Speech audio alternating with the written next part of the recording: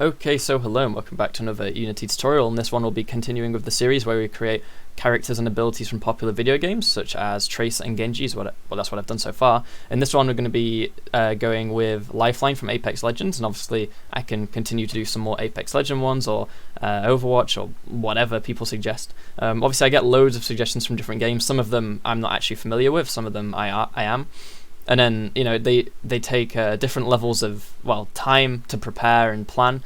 I obviously have to decide at the end of the day which one I'm going to do. If I've got like 10 ideas, I have to pick one. I picked Lifeline because, well, 1, I like Apex Legends. 2, some people suggested it. And 3, I thought I could do it, and it'd be pretty cool to make, like, you know, the hovering health drone and then have like a thing fall down with some ammo to pick up or some weapons. I mean, it doesn't actually have to drop anything necessarily. I can just do the ability where something basically comes out of the sky until it hits the ground, and then when it hits the ground we have like an animation where the door kind of opens up. That'd be pretty cool. Do a bit of Blender in an upcoming video. But for this one we'll be doing the Lifeline drone, and I'm going to actually show you it right now. So there is one bug with it, but you know, I'll get into that and we can tweak that later. So this is how it works. You press Q and it throws it out and it starts hovering. Looks kind of like it does in the game. And then you get the line renderer. Now this isn't the bug I was on about, but because the line renderer is going to my center, and my center is, you know, basically you can see the end of the line renderer. I don't know, you can do whatever you want about that. I haven't got a character body to like stop it or like cover it, so I don't know. I'm just going to leave it, to be honest. It's up to you to do the visual stuff. This is just about the actual mechanic. So yeah, you press Q, it deploys it. And that's basically it, to be honest. When it deploys, it attaches a line renderer to you. In the next video, we'll sort out like healing and whatever, but this one's just going to be the deploying and whatever. Now, this is where the bug might happen, so we'll see. So here's the moving thing. Just to show it can be moved, but what happens is sometimes it rotates. See, it's fine there. So it kind of like hovers back to its normal position. But because we're doing a raycast down, and we're adding more force the closer we are to the ground, so that makes the hovering effect. What actually happens is, if it like rotates slightly, because the box or the cube thing is so close to it, it adds like a huge amount of force. So I might want to like limit the force amount. Yeah, the box, this moving box is just basically messing everything up. I don't know why that just destroyed it instantly. It's meant to survive for 10 seconds. Anyway, we'll fix bugs along the go. Yeah, whatever. We might as well just get into it, because I mean, we've basically got the start of the mechanic working. Keep in mind, I've never made this before. I'm just thinking how they might have done it. This isn't going to be exactly how they did it. I don't know, but it works. We can tweak the visuals. As you see, when it's trying to rotate back to be flat, it's just kind of jittering.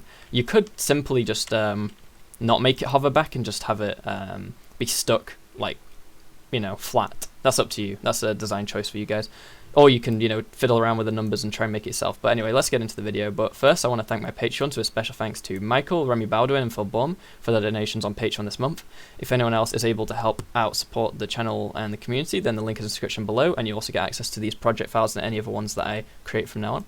So, what I need to do is I need to go and delete the code, because I'm going to be making out you guys. So, if I go to the scripts, we're going to be making a... I mean, I don't even need to delete the script. I can just delete the code from it. So I'll leave in the require component. So that's the hovering, and then attach. We're not writing any really like specific code here, because we could have other objects in the future that attach if we wanted to. So I'm not going to bother putting it in a folder for Lifeline only. Yeah, so what you need to do to prepare for this, because I'm not going to bother deleting everything to reattach everything, I'll just show you. I've made another prefab variant like I have in the past. So basically I dragged in the base prefab, which is somewhere, player base, dragged that in, renamed it Lifeline, dragged it down, and then it asked me, you know, do you want to make a prefab variant or whatever, so select prefab variant. So I've got it Lifeline, all the normal scripts, player movement controller that we've already made, so we have to recode all that. And then I've simply added the one I used for Tracer's pulse bomb, launch game object. So I've called it heal drone. Deploys a drone that heals nearby players, whatever, it's up to you. Ability cooldown, I made it 5 seconds on the Q key. On ability cast, I'm not actually using that right now anywhere, but I think I might keep it just in case I do. Like when I remake, if I, you know, fix the cooldown system to be better or something, just put the game event in there. If you're following along anyway, you don't have to have it. For those of you who don't know, this is the script. It literally just has it's an ability type. I mean, you have to have been following along to get this, otherwise you'll be missing loads of code anyway. Point is, spawns a projectile, adds a force. Simple. Now, the actual direction of the force is due to the spawn transform. So if we look on the character, I've got a transform between the hands like this, and its rotation is up by 20 degrees. So we kind of throw it up a little bit when we press it, just like the pulse bomb. I've reused the same transform. And then you attach that in here, obviously. And then the final thing, after you've set the force, I chose 5, seems about right. You want to have the actual heal drone, which is a prefab. So to make the heal drone, I just duplicated the pulse bomb and removed the code from it. So here's the pulse bomb, just duplicate it, and then we've got heal drone. So if we go to the scene, here's our heal drone. Now, you won't have this, so let's just remove this. I mean, yeah, let's remove the script so I can, you guys are back where I am. So this is what you'd see, right? If you've removed the pulse bomb scripts, you've got mesh renderer, rigid body, whatever. I've got the mass on 1, drag on 2. It's not really that important, though tweaking those might affect the hovering. So, well, they will affect the hovering, so it's up to you to get what feels good, but I've chosen 1 and 2. So now we want to add our scripts. So the script we want to add first is the hover script, okay? Now the hover script currently has no code in it because I've deleted it all, as you see here. Let me zoom in. So right now, what will happen is, or what we expect to happen, I don't know. If I press Q, it should throw out just like a tracer pulse bomb looking thing, just to the ground. It should stop. Yep, that's fine. And then technically that's all it does. It doesn't even disappear. So I guess one other thing to do right now is to add the, I think I called it explode after time. It's essentially, gets rid of the object after a certain amount of time, but if there's particle effects in it, it'll summon them. Now this can be null because I've checked in code saying only spawn them if they exist. So in reality, I can just put in 10 and it'll just destroy itself after 10 seconds. I don't know how long Lifeline's thing lasts, but it's up to you, it doesn't matter.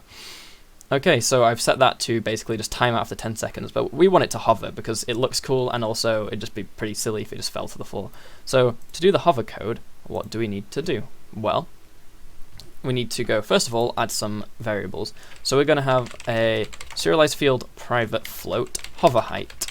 So essentially, how high off the ground before we start checking if we're near the ground. Because we only want to add force if we're near the ground, and then once we're like above the hover height, we don't want to add force. That's essentially what we're doing.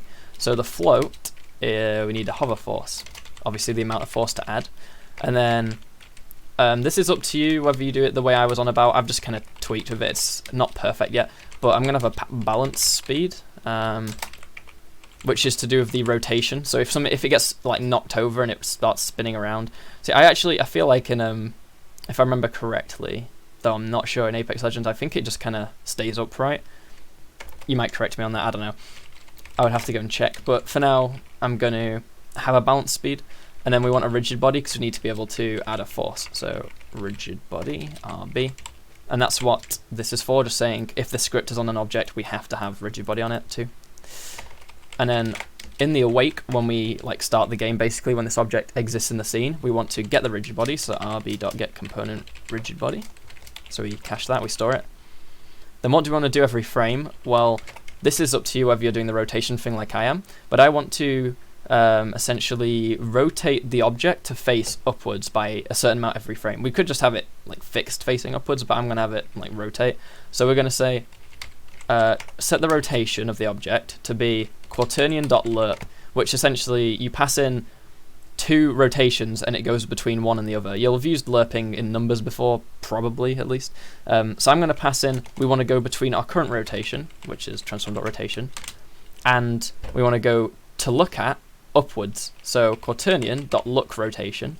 So you pass in a vector and it gives you the rotation for that vector. So if I said vector3.up, which is upwards, then it's basically going to go between our current rotation and the rotation required to look upwards.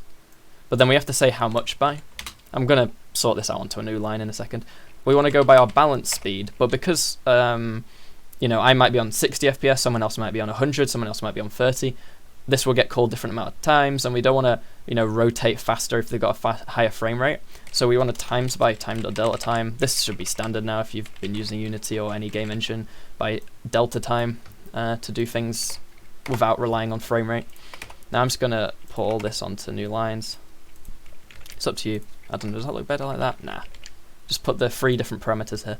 So that's what our rotation is doing every frame. It's going to try essentially to look upwards. I keep saying essentially. I hope you aren't fussed by that. I don't know why. Anyway, private void fixed update. So fixed update gets called every physics frame. This is good for adding forces because, like, just like the update, you don't want it to add forces more frequently. I mean, you could also use the update and then perhaps like reduce the force by the time.delta time, but this is easier. So we want to store a raycast hit, which is, if you've not used it before, the data you get back when doing a raycast. So that's just a variable to store it in. Then for the sake of this, we'll use debug.drawRay so that we can see what's going on. You can remove this once you've tested it, and I technically don't need to do this, it's just to show you guys. So I want to draw a ray from where we currently are downwards by how far down, hover height. And you can set a color. I don't know what the default color is, I'm just going to go with red. Okay, that's just debugging, that's not going to actually do anything necessarily. So what do we actually want to do? Well, we want to do a raycast, not just a draw ray. So physics.raycast, and then make sure it's in an if because it returns a boolean. We want to do a raycast from our current position downwards, but the difference is in the debug you have to multiply the vector by the magnitude, whereas the vector and the magnitude are two separate variables. So if I do out hit, I'll explain that in a second for those of you who don't know, and then the actual distance is hover height. If you just give it a second, the IntelliSense will update. So on physics.raycast it tells you each part of it. So we've got vector free origin, so the origin is our transformed opposition. The direction is vector free downwards. The hit info is coming out to our hit variable, which I'll mention in a second. And float is max distance, the hover height is the distance of the raycast. So I have mentioned this in previous tutorials, but some of you might just be here for the first time.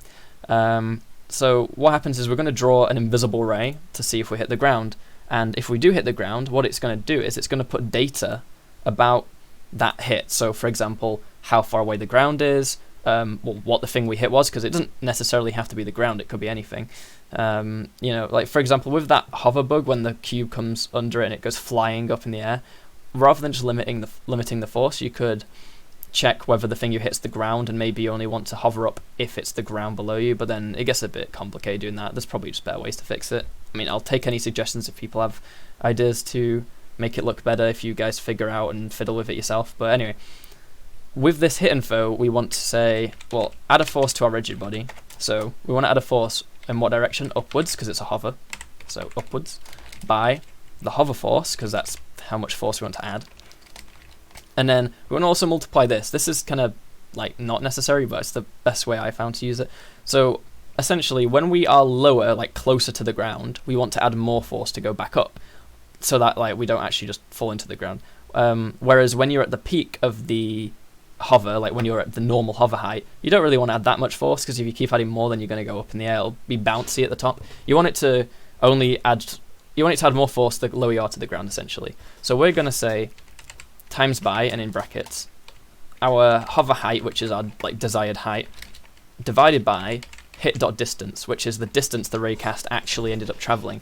So what this means is, let's say our hover height is 2 units above the ground, and we hit the raycast 2 units away.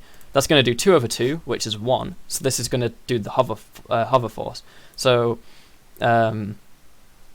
what's happening there is, as we are at the max, we're going to use the hover force as our actual value, essentially. Whereas when we're near the ground, our hover height might be 2, but the distance might be 0.1, which 2 over 0.1 is going to be bigger.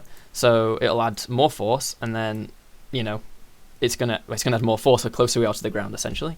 Because with this division, if you decrease the denominator, which in this case is getting closer to the ground, then the overall is bigger. So if you halved this, the entire thing would be doubled. Now, that's just a bit of simple maths, you probably all get that. And then finally, force mode dot, and I think the default for this is force mode dot force anyway. We could use acceleration if you don't want it to be mass dependent, but this stops. If you use acceleration, then you can't actually tweak the mass to affect anything. So I'm going to go with force. It's just different ways of adding it. Just don't do impulse or anything, because it'll probably go flying off into the distance, because the force and acceleration are used for like adding force every single frame to keep something hovering or whatever, whereas impulse is for like launching something in one go. But anyway, that's this script done actually. So we should go and add the script. We've already added it. So let me just get up what values I used. So I used hover height was 2, the force was 4, and the bounce speed was 5. This is completely up to you. I've just tweaked the numbers, doesn't really matter. Let's press play and go chuck it. So if we go press Q now, you see it goes and hovers. And if I go to the scene view before it dies, you see we got this red line. Now if I actually do this and turn off the explode so it doesn't actually destroy itself, we can keep watching it. Now if I push it down, it goes up really far. But then as you see, when it gets higher, there's less force. So if I drag it up into the air, basically, just let go, it's going to fall down. And as it gets closer to the ground, it adds more force and it bounces back up until it kind of rests at its hover height. Now, you might think, well, the hover height's all the way down there. Now, the reason why that happens is all to do with the mass and tweaking the values and whatever. Because right now, it is actually adding force, but the force is so small that it's not actually, like, it doesn't seem to be going anywhere. Now, you could tweak it. So for example, the force is higher, right? To the point where this red line is on the ground. Like if I put this really high up now, that's the problem. If you put that high, you might want to go down. You can just tweak the values.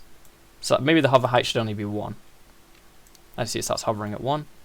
And you tweak the value to maybe 5, and you get this effect. But then it's under the ground. It's really up to you what you do. So yeah. You tweak those settings for the hovering. Now we want to do the actual line rendering and getting the thing to attach to us. Now in the next video we will actually redo this part, but I want to get it working right now. The reason why we're going to remake it is we want it so that when we come near the drone, it attaches to us, and when we walk further away, it detaches. So right now, what we're going to do is we're going to say on the heel drone, add a line renderer, which is a built-in component. Looks stupid right now. So on the line renderer, there's a few things we want to set up. You could probably tweak more of these settings, but the materials, add the default line, which is the default line renderer, and the color is up to you. It's a gradient, so I mean, well, you can go for blue to, I think Lifeline's color's blue to white, or blue to blue. You can just keep it. If you delete that one, it just goes. So if you delete that one, it stays full blue all the time. But I quite liked having the gradient, so it's up to you. The width, I went for 0.1, I think, looked better. And then here, essentially, is what we want to do in code. We want to set these positions so that the line renderer attaches between us two. And then maybe you want to have it so it kind of droops a bit. So we might go on to do that in the next video. I could possibly do that now. I could think about doing that, because we could make a third point in the middle. So if I had like a third point, and then that one had a lower Y. The only problem is right now, when we do it, if I went like, the second point was 0.5, yeah, like essentially it wouldn't smoothly go, it would just kind of bounce down. So we can try and add like a curve in the future, but for now, we'll just keep it. I know you can probably tweak some of these settings to make it a curve. We're just going to keep it with 2 points, straight line between us and the drone. Keep it simple. So once you got this line render on, you can kind of just leave that now. Compact it if you want. We want to add the attach to player script. Did I delete? I think I deleted too much of the script. Attach to player. I got rid of the entire thing. Alright, so we want to say public class attach to player of mono behavior, and we're going to require a line renderer, so type of line renderer, and then we're going to need to store the line renderer, so private line renderer with lowercase l. And we also want a target. I mean, as I said, we're going to redo this a little bit. It's going to be a transform, and it's essentially going to be the player's transform, so target. And as soon as this object exists in the scene, am I typing outside the class? Yes, I am. Private void awake. What this is going to do is we're going to cache the line renderer. So, you know, good old line renderer is equal to line renderer with lowercase l. Why do I keep doing that? Okay. And then what we actually want to do now is we want to get the target. The target is the player, of course. So target is equal to. Now, for this video, as I keep saying, we're not going to worry about walking in and out of the zone to like attach and detach. We're just going to have it so as soon as the drone appears in the scene, it just links to the player instantly. So we're just going to say target is find object of type player movement controller dot transform. So basically the only person who's going to have this is going to be the player, and then we get the transform. We will in the next video make it more dynamic so you can enter and leave and so on and so forth, but for now that's fine. And then what we want to do is every late update, the reason we're using the late update is because if we draw this line in the update, you know what, actually I'm going to do it in the update just to show you why not to use this. That's the best way to learn, is to do the things you're not meant to do sometimes. Make sure we've got a target. If we don't bother drawing the line because otherwise you'll get errors. Line renderer dot, you can do set positions. So set positions is just setting all of these. Where am I going? Setting all of these is what you're doing. So we want to set these XYZs to be the XYZs of us and the player, because us being the drone and the player. So it's a new vector free array of size 2 because there's 2 things in it. And if you use the squiggly brackets now, you can actually just set the values. So we want one value to be our position, which is the drone, comma, and then the next position is the target's position, which is the player, like so, and then put your semicolon. So every frame, we're going to set those positions to be our position and the player's position. So it's going to draw a line between them. So, fingers crossed now, if I go back and press play, if we press Q, we check it out, and the heel drone doesn't have the script attached because I forgot to do that. So, attach to player, let's just minimize that again, put it above it, press play. And now we can chuck out our drone with the line renderer, and it hovers and gives us the line, which we're obviously going to affect because right now we can just walk all the way as far as we want. You can actually throw out multiple. Obviously they last 10 seconds, you might want to tweak the cooldown and so on, but I think it looks pretty cool. It's a good start. So we're going to continue making this character obviously in the next few videos. Leave suggestions below, maybe possible tweaks, ideas for how to make the hovering a bit more reliable than having this. I mean, it's alright if it goes like that. Maybe I should just tweak the force values, to be honest. But as you see, you get some weird value.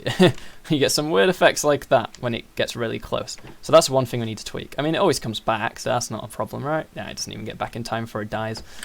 Anyway, let's stop that. So, now we're at the end, so I hope you're looking forward to the next video. I'm actually looking forward to making the next video tomorrow. So if you are looking forward, then leave a like and subscribe if you're not already. Hit the bell icon, subscribe, join the Discord server, all of the stuff I need to say to be a qualified YouTuber. Check out the Patreon below if you haven't already. But apart from that, thanks for watching and goodbye.